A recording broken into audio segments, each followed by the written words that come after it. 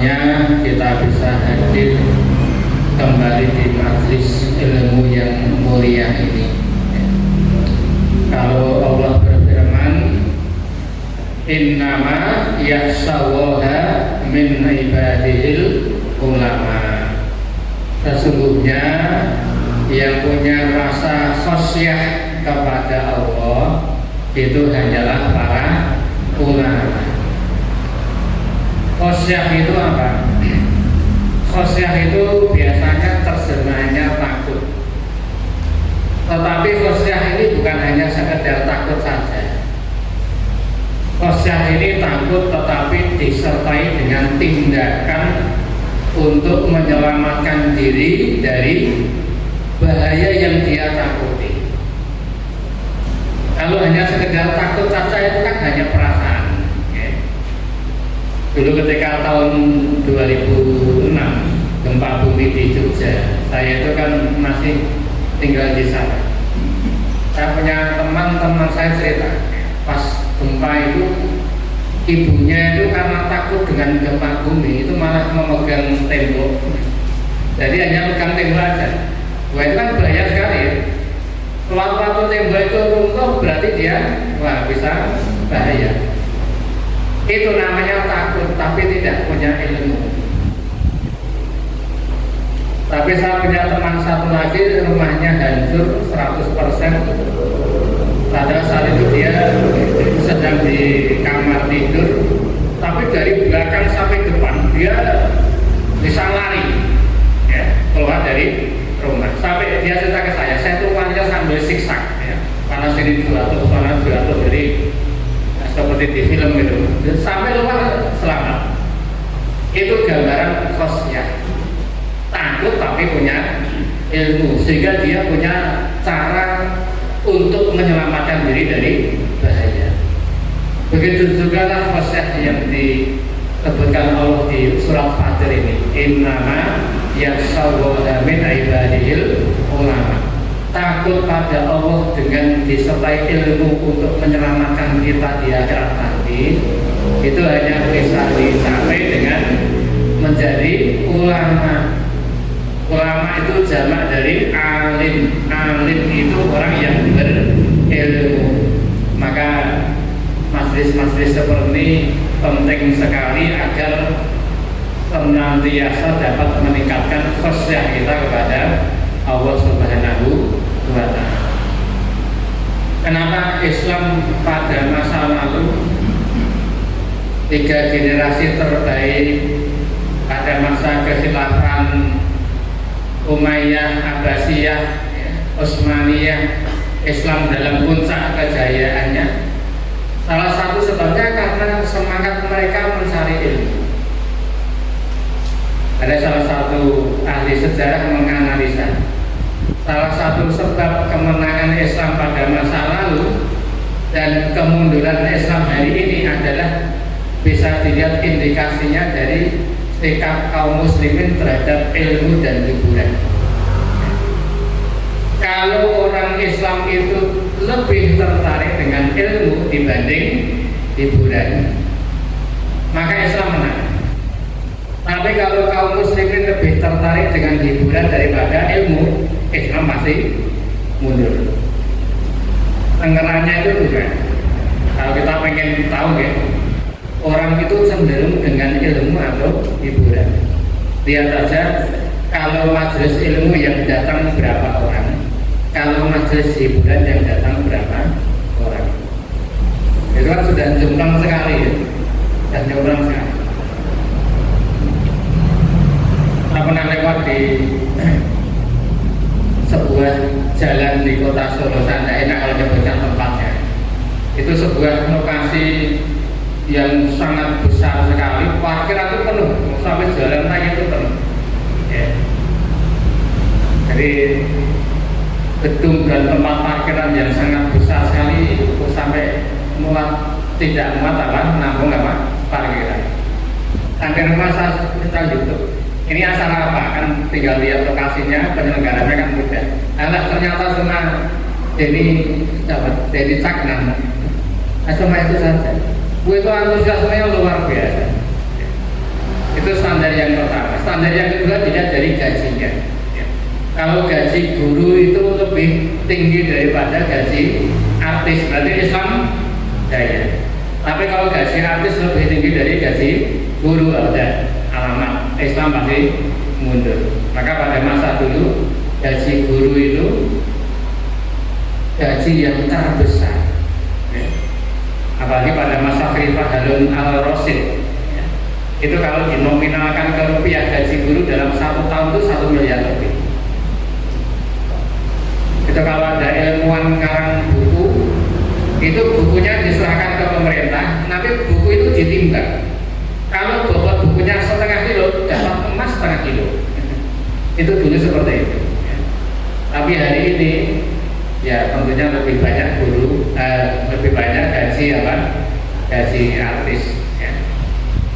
Kelas Cak Lontong itu sekali konser di Jakarta, sekali stand up di Jakarta itu 90 juta. Itu di Jakarta. Kalau di luar kota bisa lebih dari itu. Gaji guru apa bisa seperti itu? Sangat jauh sekali. Artinya apa? Kita ambil permisalan-permisalan tadi agar kita apa? Tetap nguri-nguri majelis-majelis seperti ini dalam rangka punya peran untuk membangkitkan kembali Islam dan kaum muslim. Ya. Majelis seperti ini kan sederhana ya, tidak butuh biaya banyak. Dengan saya yakin tidak dikasih tenek, tidak dikasih air pun ya tetap datang. Itu kan anak di rumah lebih enak lah kalau ya sudah seperti ini. Tetapi walaupun acara sangat sederhana, tetapi soal manfaatnya luar biasa. Karena hari ini terjadi pergeseran di sebagian komunitas kaum muslimin antara majelis ilmu itu masih digeser ke lebih dominan hiburannya, ya acaranya apa lebih dominan hiburannya. Memang ada tausiahnya, tetapi tausiahnya tidak sebalik dengan hiburannya. Akhirnya apa? Nah, kalau Gus Bah itu bilang orang-orang kaya itu sekarang kalau disuruh membuat acara seperti itu habis 100 juta enteng, mudah. Habis 150 juta mudah, tapi semalam selesai itu acara. Jamaah tidak dapat apa-apa. Artinya efeknya itu mungkin karena mereka datang lebih kepada hiburan. Ya. Sementara kalau orang kaya itu disuruh keluar uang 50 juta untuk cetak buku, ngaji kita, itu beratnya luar biasa. Jadi sebetulnya, jadi malah sekarang apa? Tradisi ilmu ini semakin lama kadang-kadang malah bergeser. Ya, makanya kita tetap ada satu pakem, ya. Kita hadir di majelis seperti ini, murni acaranya adalah acara majelis ilmu. Walaupun memang kurang ideal. Kurang idealnya apa? Kalau di kitab Ta'limul Muta'alim itu kan salah satu standar guru lah misalnya wayan bagi ayastaro al-aqlam wal awraq wal asam. Standar guru itu 3. Pertama, pilihlah al-aqlam yang paling alim. Yang kedua, wal awraq yang paling warok. Yang ketiga, wal asana yang paling tua. Nah, ini kan susah ya. Tadi guru yang paling alim, paling warok, paling tua. Jadi usia guru itu sebetulnya juga penting. Lebih tua kan lebih mantap gitu ya. Tapi kalau cari yang seperti itu mungkin tidak bisa jadi ke sini soalnya. Maka ya semaksimal mungkin ya kita usahakan walaupun yang menyampaikan ilmu mungkin tidak lebih pandai dari yang mendengarkan, tetapi setidaknya ini majelis yang insya Allah diberkahi oleh Allah Subhanahu wa Ta'ala. Kemudian jamaah rahimakumullah, kita masih belajar tafsir tematik. Malam hari ini kita belajar surat Al-A'raf ayat 18.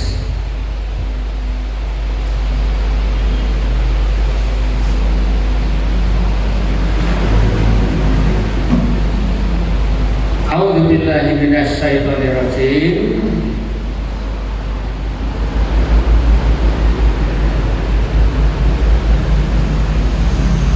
Qala yakhruj minha mad'uman madhura laman tabi'aka minhum la'amla'anna jahannama minkum ajma'in. Allah berfirman, ukhruj minha, keluarlah iblis dari surga, mad'uman, dalam kondisi tercela, terhina, madhura, yang dijauhkan, maksudnya dijauhkan atau diusir dari rahmat Allah.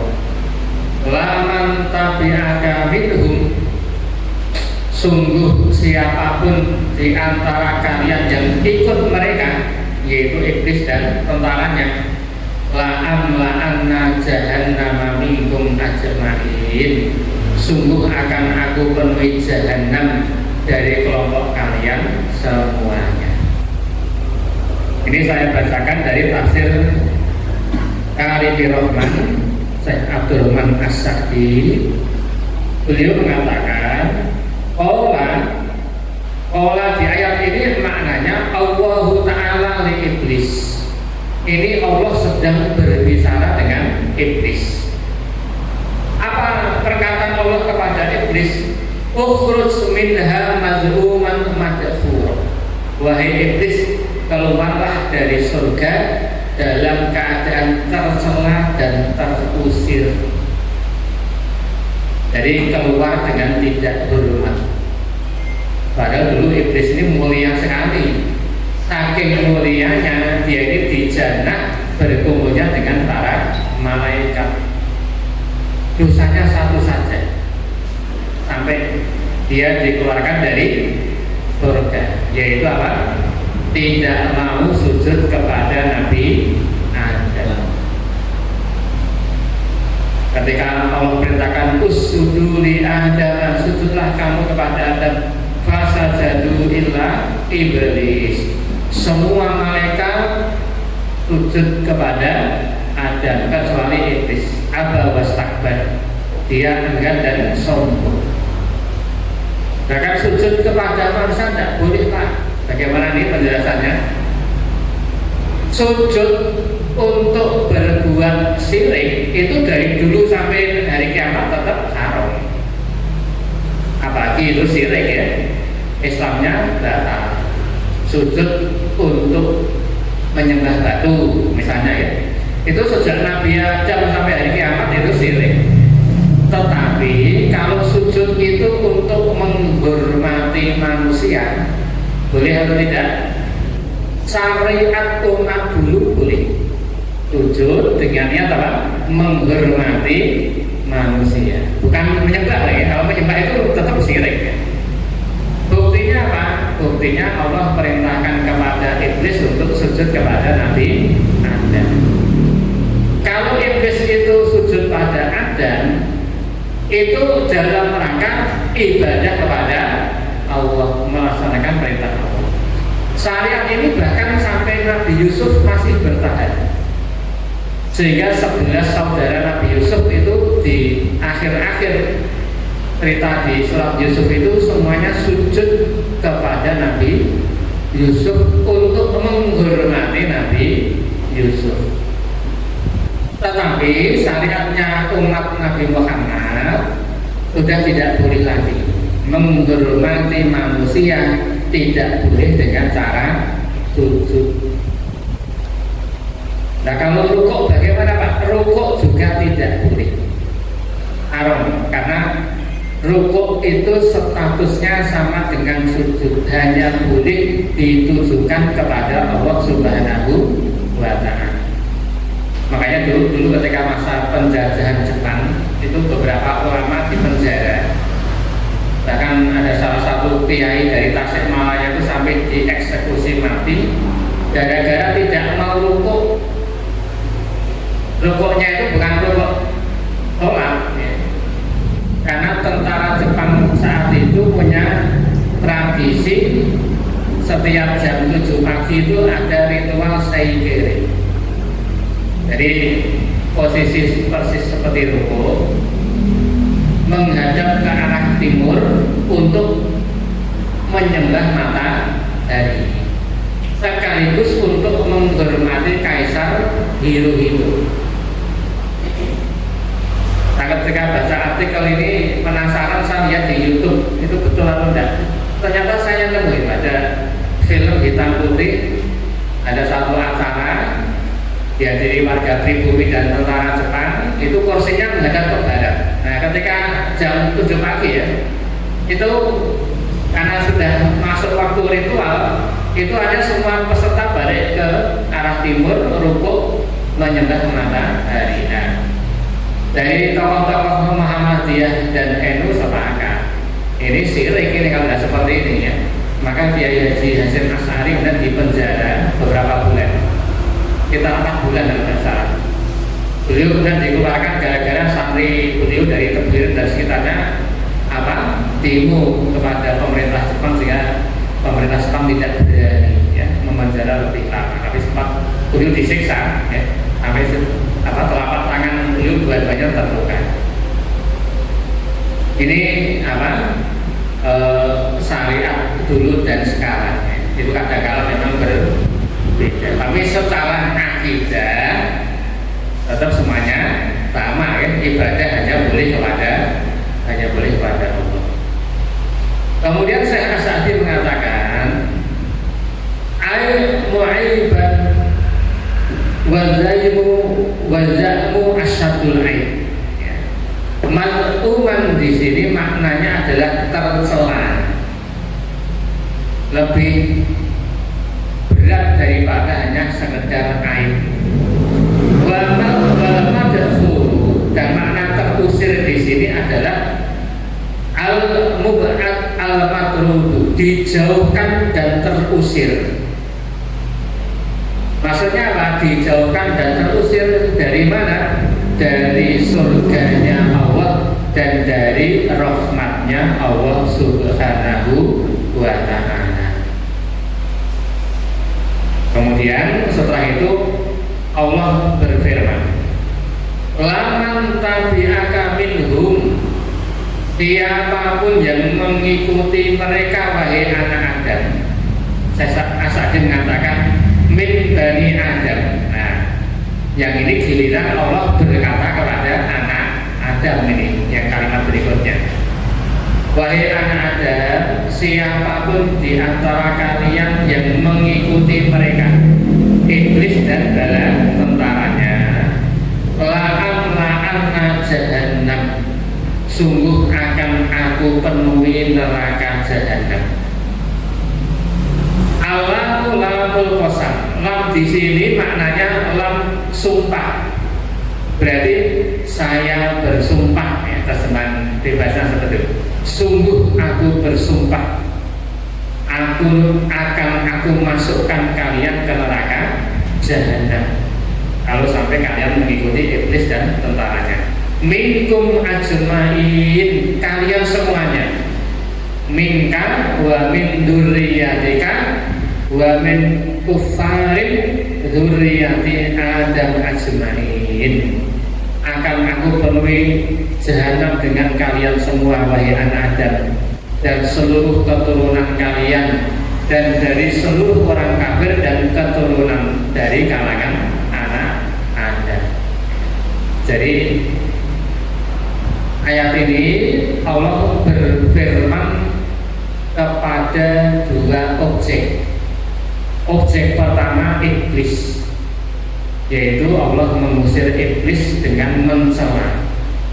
Objek yang kedua anak Adam, Allah bersumpah, kalau sampai kalian mengikuti iblis dan tentaranya, maka kalian akan aku masukkan ke dalam neraka jahanam. Maka di sini kita perlu mewaspadai ya, tipu daya iblis. Namanya perbuatan maksiat itu kalau kata Imam Ibnu Qayyim al-Jauziyah itu tidak sekaligus dikerjakan, pasti ada tahapan-tahapannya. Tahapan maksiat pertama itu berupa khawatir. Khawatir itu maksudnya lintasan pikiran. Lintasan pikiran, tahu-tahu terlintas mau maksiat, itu sebetulnya antisipasinya lebih mudah.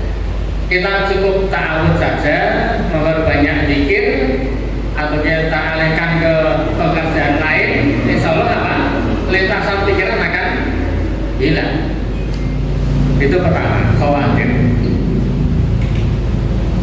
Makanya dalam surat An-Nas dikatakan Qul a'udzu birabbin nas, malikin nas, ilahin nas, min syarril waswasil khannas. Min syarril waswasil khannas. Saya berlindung dari kejelekan waswas, bisikan setan. Khannas. Khannas itu maksudnya bersembunyi. Maksudnya apa? Di dalam tafsirnya dikatakan setan itu kalau habis membisikkan lintasan pikiran ke arah kita, dia sembunyi.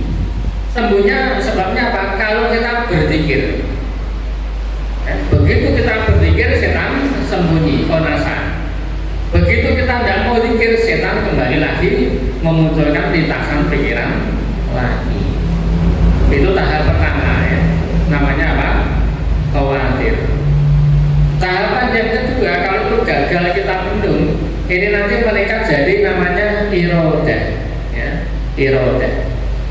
Nah, irodah ini keinginan, kehendak. Nah, ini sudah naik ini, ya, sudah jadi keinginan. Kalau sudah jadi keinginan, setan akan lebih serius untuk mempengaruhi kita. Caranya bagaimana? Setan akan memberikan kepada kita gambaran kelezatan maksiat dengan cara berlebih-lebihan. Nah, kalau kamu maksiat ini nanti lezatnya luar biasa, jadi dibuat apa? Berlebih-lebihan. Cara yang kedua, setan akan membuat kita tidak peduli dengan dampak negatif maksiat, baik dampak negatif di dunia maupun dampak negatif di akhirat. Itu cara yang kedua. Padahal kalau kita mau merenungkan, sabar meninggalkan maksiat itu memang berat ya. Tetapi sabar meninggalkan maksiat itu tetap lebih ringan daripada harus menanggung dampak maksiat. Ini cara setan yang kedua, menjaga agar kita tetap punya keinginan. Cara yang ketiga, setan akan membisikkan kita nanti segera tobat setelah bermaksiat. Orang kalau sudah mau maksiat, kalau sudah melaksanakan tobat, itu biasanya sudah angel dikandani. Kenapa? Oh, saya nanti tobat, kan seperti itu ya.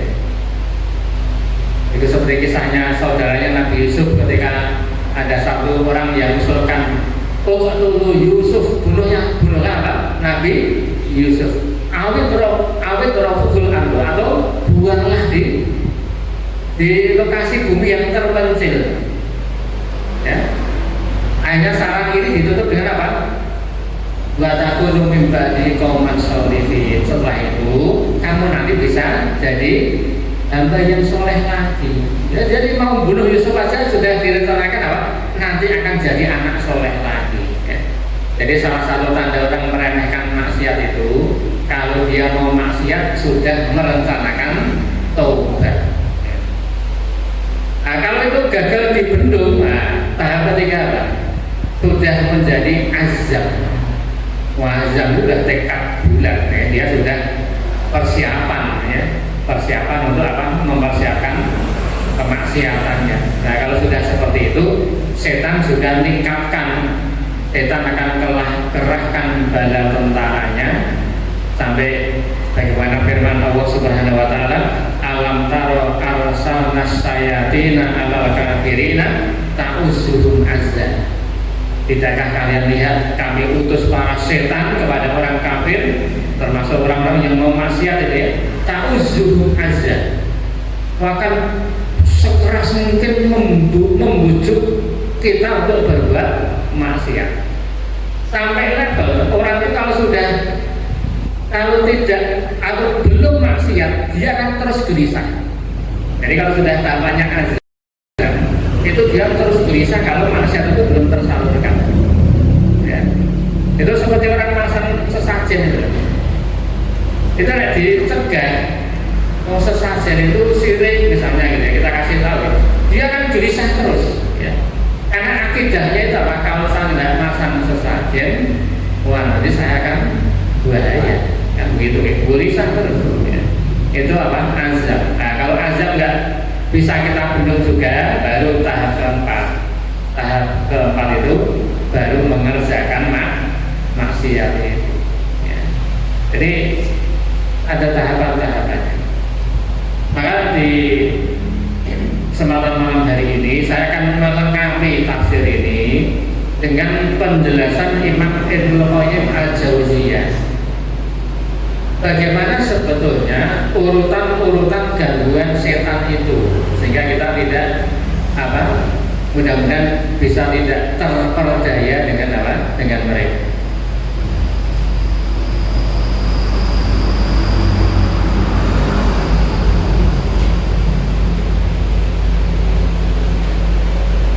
Karena yang namanya setiap manusia itu pasti pasti punya setan. Apa dalilnya? Setiap manusia punya setan yang mendampingi. Itu ada satu hadis riwayat dari Muslim, nomor hadis 2814. Hadis sahih ya. Rasulullah bersabda, "Ma minkum min ahadin illa wa qad ukila bihi qarinuhu minal jin." Tidak ada satu orang pun di antara kalian kecuali ada pendamping dari kalangan jin. Rasul menyebut qarinuhu, orinnya. Jadi maka kemudian dinamakan apa? Jin orin.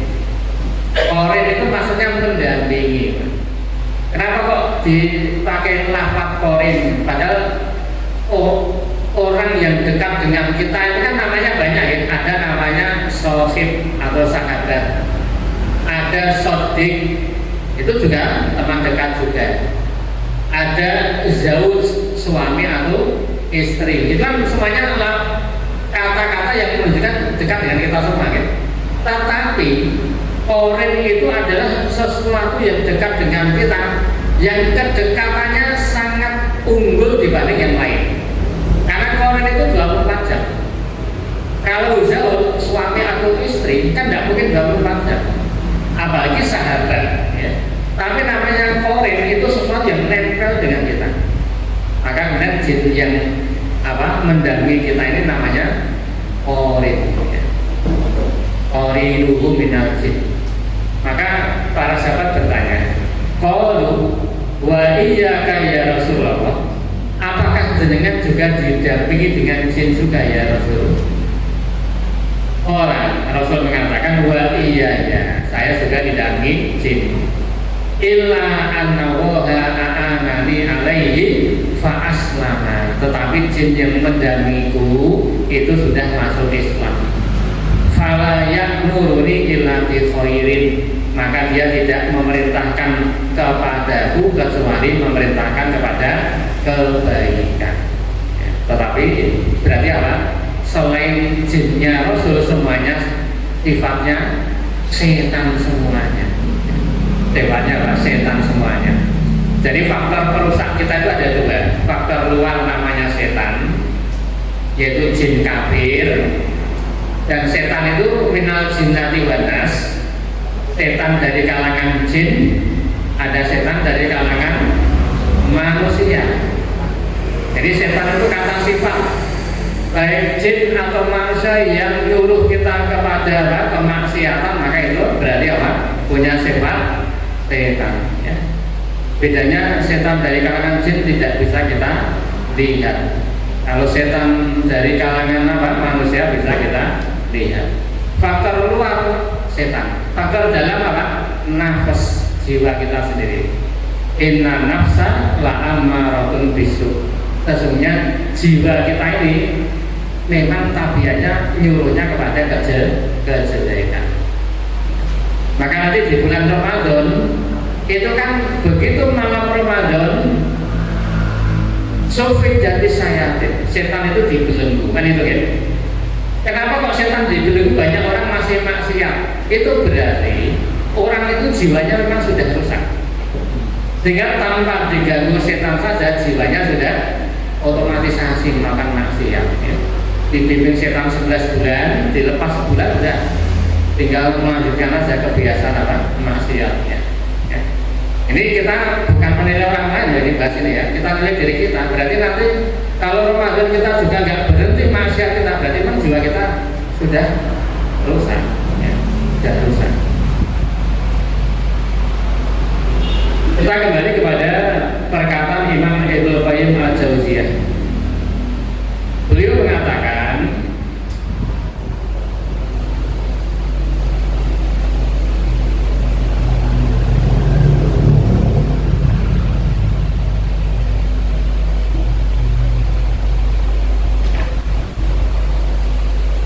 qala Ibnu Qayyim Muhammad bin Abi Bakar. Berkata Imam Ibnu Qayyim, wala yumkinu kasru ajnasi syarrihi fadlan an ahadiha. Ya. Tidak mungkin sebetulnya untuk membatasi jenis-jenis kejelekan gangguan setan itu. In kullu syarrin fil alam fa huwa sababu fihi. Apalagi seluruh sumber kejahatan itu ya pada dasarnya memang berasal dari gangguan apa? Gangguan setan. Hanya saja kata beliau, kalau dibuat secara umum, yang khosir syarrihi fi sitati ajnasin, bisa dibatasi. Gangguan setan itu ada 6 jenis, dan beliau membuat urutan-urutannya. Apa 6 urutan atau tingkatan gangguan setan itu? Asyarul awal, kejelekan atau kejahatan yang pertama adalah syarrul kufri wasyirki wa mu'adatillahi wa rasulih, yaitu syirik, kufur, syirik, dan memusuhi Allah dan Rasulnya. Nah, ini tingkatan pertama. Fa'idha dhufira bidhalika min ibni Adam baroda aninuhu wastaroha min ta'abihima. Kalau setan sudah menang, mengalahkan anak Adam sehingga bisa syirik, bisa kufur, bisa memusuhi Allah dan Rasulnya, maka beristirahatlah setan dari kelelahan mengganggu orang ini. Ini tahap pertama. Dibuat kufur dan syirik dan memusuhi Allah dan Rasulnya. Tiga-tiganya mengeluarkan pelakunya dari Islam. Karena kalau ada pertanyaan dosa terbesar apa? Ya 3 ini, kufur, syirik, dan memusuhi Allah dan Rasulnya. Kita singkat saja ya, saya kira ini tidak perlu dijelaskan lebih panjang. Wal martabatis saniyah, tingkatan kedua. Kalau setan gagal menggoda manusia untuk syirik, kufur, dan memusuhi Allah, wahiyal bid'ah, maka tingkatan kedua setan akan membujuk kita untuk melakukan bid'ah. Wa hiya akhabu ilaihi minal fusuqi wal ma'asi. Dan bid'ah ini lebih disukai setan daripada kefasikan dan maksiat. Ya. Kenapa? Karena orang kalau maksiat sadar kalau itu keliru sehingga lebih cepat bertobat. Tapi kalau bid'ah dia malah merasa itu apa? Amal ibadah. Maka sangat jarang pelaku bid'ah bertobat kepada Allah Subhanahu wa ta'ala. Bid'ah itu sederhana saja. Man ahdatsa fi amrina laisa lahu amruna fahuwa raddun. Barang siapa melakukan perkara yang baru fi amrina hadza, fahuwa raddun.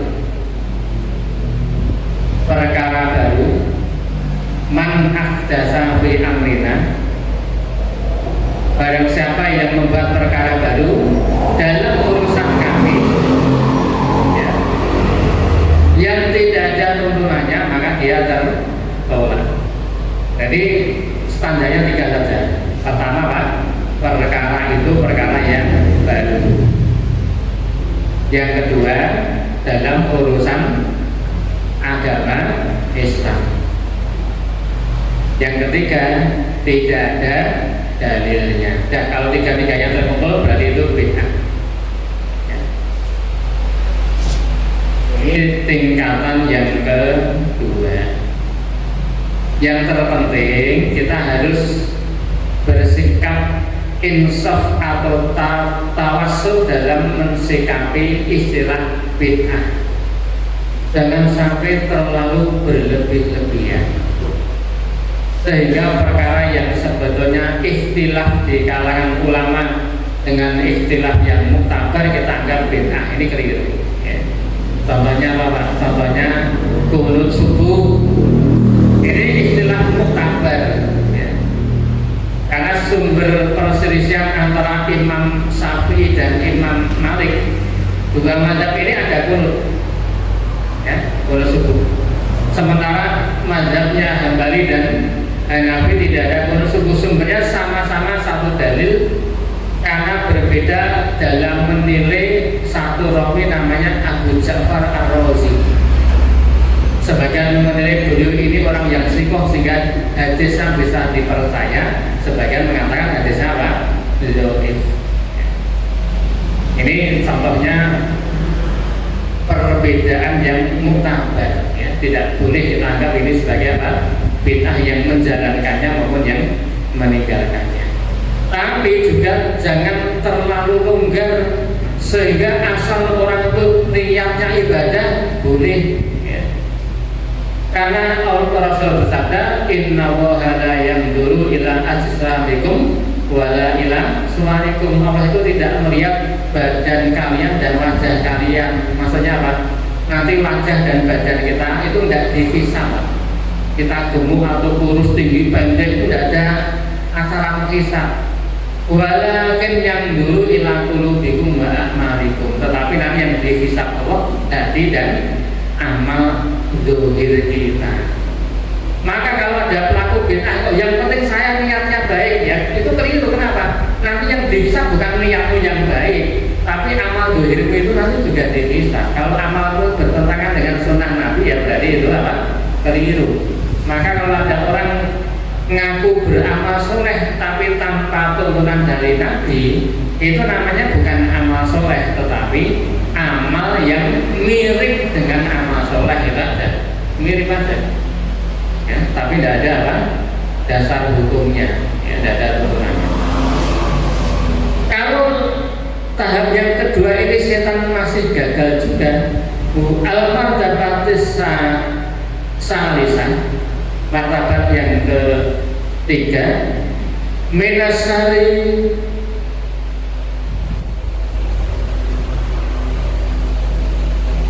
wahyal kabair ala ikhtilafi anwaliha, yaitu setan akan berpindah nyuruh kita berbuat dosa besar. Dosa besar ada berapa? Para ulama berbeda pendapat. Imam Az-Zahabi itu mencoba mendaftar dosa besar. Hanya beliau menulis kitab Al-Kabair, itu tertulis 70 dosa besar. Banyak sekali, ya, 70 dosa besar. Tetapi para ulama kemudian memberikan kaidah. Dosa besar itu adalah ada kaidahnya. Di antara cirinya dosa besar, pertama, dilaknat oleh Allah dan Rasulnya. Ada kalimat laknat, ya.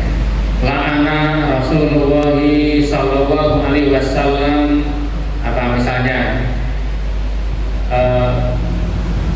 akilar riba, atau la'ana wahu akilar riba, Allah melaknat pemakan riba. Wa mukilahu, dan orang yang memberi makan riba.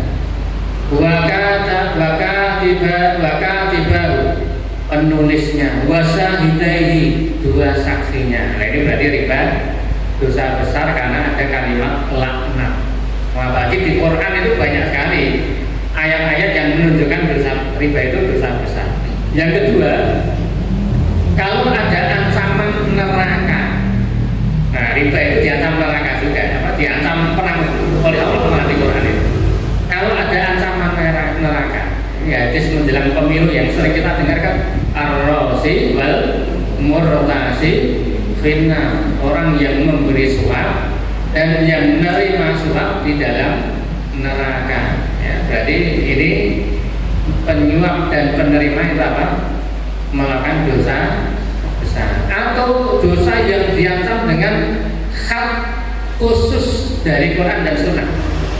Misalnya berzina kan ada haknya ya. Kalau muhson dirajam, kalau ghairu muhson dicambuk 100 kali dan diasingkan negeri yang jauh. Ya. Sepanjang minimal 1 perjalanan safar di tempat yang terpencil selama 1 tahun. Nah, karena ada hak khusus, berarti zina itu dosa besar. Ya, kaidah-kaidahnya seperti itu. Ada laknat atau termasuk diancam dengan kalimat kekufuran. Bainar rasuli wal kufri tarkus sholat, pembeda antara muslim dan kafir meninggalkan sholat. Berarti meninggalkan sholat dosa besar karena ada ancaman kata kafir. Walaupun ini kafir para ulama beda pendapat, kafir besar yang mengeluarkan dari Islam atau kafir kecil yang tidak mengeluarkan dari Islam. Nah, kalau dosa itu memenuhi kaidah-kaidah tadi, berarti itu dosa besar. Kalau ternyata itu juga gagal, maka setan akan masuk ke martabah yang keempat. Martabat yang keempat, wahia as-saghair allati idza ijtama'at farubbama ahlakat sahibuha. Setan akan memindah kita untuk membujuk kita agar melakukan dosa kecil. Nah, berarti ahlu sunnah wal jamaah meyakini ada dosa besar dan ada dosa kecil. Dalilnya banyak sekali ya. Mungkin lain kali kita bisa bahas lebih rinci. Tapi walaupun itu dosa kecil, Ibnu Qayyim mengatakan idza ijtama'at farubbama ahlakat sahibaha. Kalau dosa kecil itu dikumpulkan, itu bisa membinasakan pelakunya. Karena dosa kecil itu bisa besar kalau dia mengumpulkan, dilakukan terus menerus, atau meremehkan dosanya, atau dia membanggakan dosanya. Nah, itu nanti bisa berubah menjadi dosa besar. Ini yang keempat. Kemudian kalau masih gagal juga, setan akan, ini kalau gagal berarti orang itu semakin soleh ya, berarti ya. Berarti orang itu memang orang yang tingkat ketaatannya luar biasa. Maka kalau sudah dosa kecil gagal, martabat khamisah yang kelima, wa hiya isghaluhu bil mubahat allati la sawaba biha wala iqadah. Setan akan menyibukkan orang ini melakukan perkara yang mubah. Memang dia tidak berdosa, tapi kan setidaknya tidak menambah pahala. Wah, itu sudah luar biasa nih kalau sudah setan harus sampai ke tahap kelima ini. Berarti orangnya sudah soleh sekali nih. Dosa kecil nggak mempan, dosa besar nggak mempan, apalagi yang di atasnya. Tapi ternyata ada tipe orang nomor 5 saja masih gagal. Jadi memang hobinya saja amal soleh ini. Yang ini. Akhirnya setan yang langkah terakhir, martabah as-sadisah, Ibnu Qayyim mengatakan, maka setan adalah wa huwa yusghilahu bil amalil mafdhul amma huwa afdalu minhu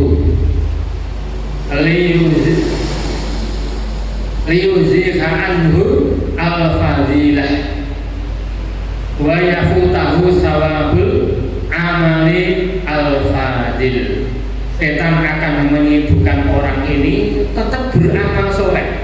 Setan tetap membujuk untuk beramal soleh. Nah gimana lagi? Suruh mubah tidak mau, apalagi dosa kecil, dosa besar. Dan silakan. Setan akan mengarahkan orang ini untuk beramal soleh terus.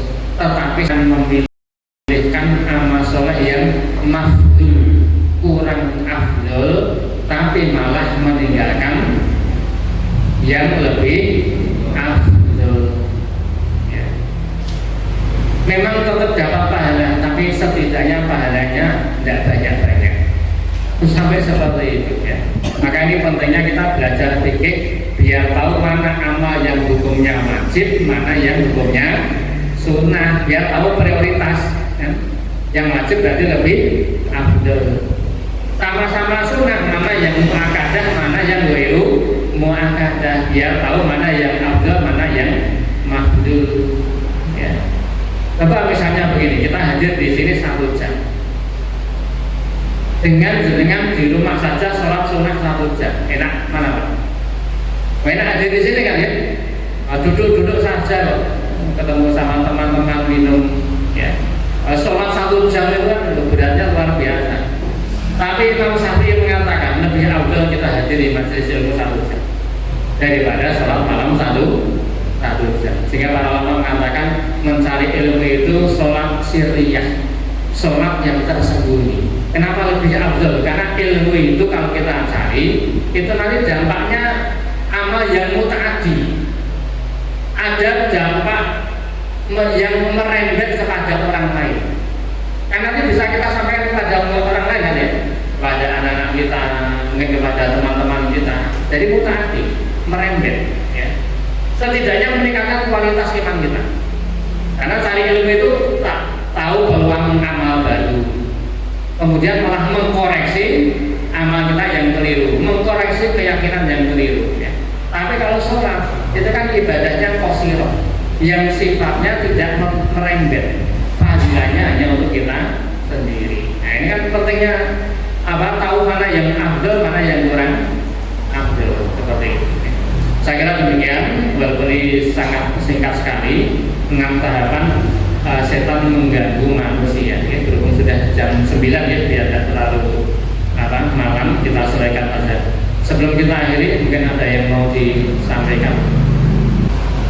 Tadi kan jiwa atau nafsu kan cenderung pada kebudayaan. Terus nafsu kan menjaga tentang dosa. Dosa itu tanyakan pada hatimu, dikurangi hati yang baik. Bedanya juga dengan hati nurani. Nafas itu adalah jiwa. Maka kemudian Allah berfirman, fa'alhamaha fujuraha wa taqwaha. Kenapa Allah mengatakan fa'alhamaha fujuraha wa taqwaha? Ya. Allah sedang membicarakan nafas kita. Maka kemudian setelah itu ya, Allah mengilhamkan kepada diri kita, jiwa kita, fujuraha wa taqwaha, jalan kemaksiatan dan jalan ketakwaan ya. Jadi setiap nafas itu diberikan ilham 2 ini. Nah, tempat berkumpulnya apa? Bisikan ini namanya qalb, hati. Makanya dinamakan qalbun, karena sifat qalbun itu qallaba yuqallibu, berulang ya. Jadi tempatnya namanya apa? Qalbun ya. Karena yang namanya hati itu selalu berulang. Hari ini dia taat sekali, tapi besok menjadi ahli maksiat ya. Yang jelas Allah sudah memberikan ilham tadi, fa'alhamaha fujuraha wa taqwaha, kepada nafas kita masing-masing.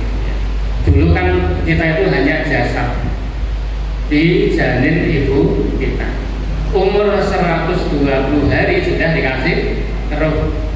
Dan jasad ketemu itu jadinya sudah menjadi nafas itu. Maka nanti ketika kita kembali kepada Allah, karena Allah sudah menggabungkan roh dengan jasad kita, Allah berfirman, ya ayat Tuhan nafsul mutmainnah, wahai jiwa, wahai nafas yang mutmainnah, kembali kepada Rabb kami. Kenapa dikatakan nafas kita kembali ketika kita nanti kembali kepada Allah? Karena nafas itu gabungan jasad dengan roh. Yang nafas kita ini, dan Allah katakan fa'alhamaha fujuraha wa taqwaha. Itu kan sebelumnya wa nafsu wa ma sawwaha. Nafas dan penyempurnaannya. Begitu nafas disempurnakan baru fa'alhamaha fujuraha wa taqwaha. Ya. Tempatnya namanya qalb, hati. Karena dinamakan qalb karena yuqallibuha, bergolaknya. Adapun masalah tadi ketika Rasul menjelaskan kemaksiatan, Rasul mengatakan istafti qalbak, tanyalah kepada hati nurani. Ketaatan adalah sesuatu yang menenteramkan kamu, kata Rasul. Sementara kemaksiatan itu adalah yang meragukan kamu. Itu kasusnya ketika para ulama menjelaskan itu untuk jenis-jenis kemaksiatan yang masih samar-samar.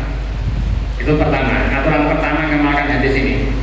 Kalau jenis kemaksiatan itu kita masih samar hukumnya.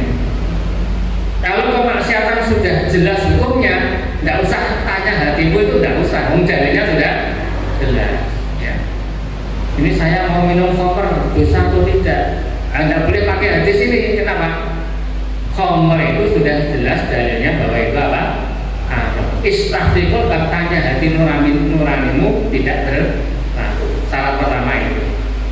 Ya, misalnya apa? Yang maksiat tapi samar-samar. Hari Rabu pagi bersubuh ada orang bertamu ke rumah kita. Rabu besok itu ngasih sodako. Nanti jam 9 tolong datang ke TPS ya Mas ya. Cuma itu dong. Ya. Amplopnya ada stikernya itu aja. Itu samar-samar atau jelas? Itu saya baca beberapa artikel tentang ini kan fikih kontemporer ya, fikih serangan pelajar ini. Para ulama banyak membahas tentang masalah ini.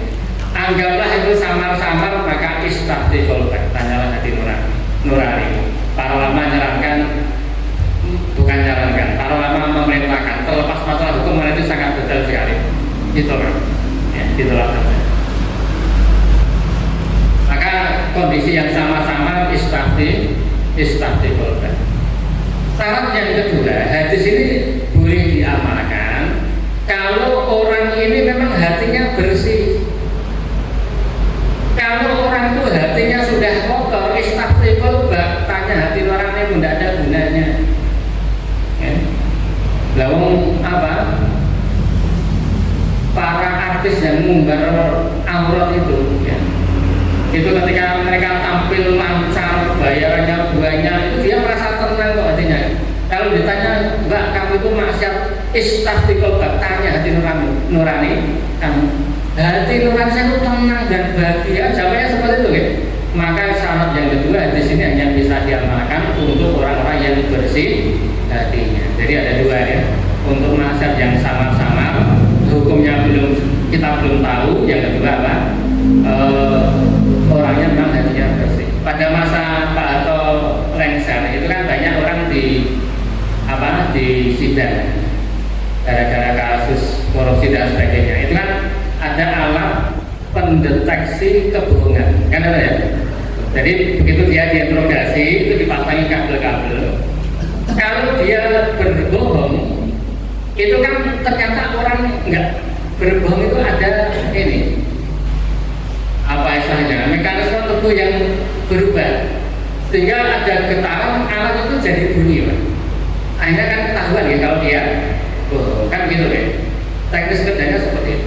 Tapi alat ini ternyata tidak ada gunanya kalau yang diinterogasi itu tiap hari memang dia tukang bohong. Sehingga kalau dia bohong itu alat itu tidak ngefek. Justru kalau dia jujur mungkin malah bunyi itu. Maka begitu juga dengan hadis ini.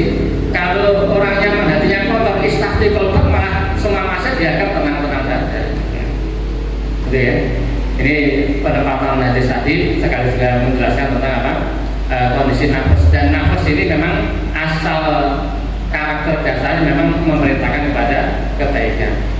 Ilma rahimah rabbil yang dirahmati oleh Allah Subhanahu wa taala. Maka ada istilah namanya tasqiyatun nafas, membersihkan nafas kita. Ini bagaimana caranya agar apa?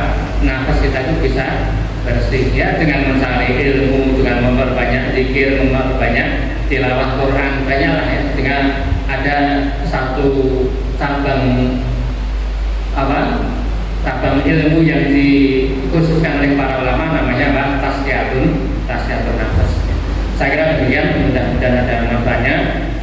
Alhamdulillahirabbil alamin. Subhanaka Allahumma bihamdika asyhadu an la ilaha illa anta astaghfiruka wa atubu ilaik. Assalamualaikum warahmatullahi wabarakatuh.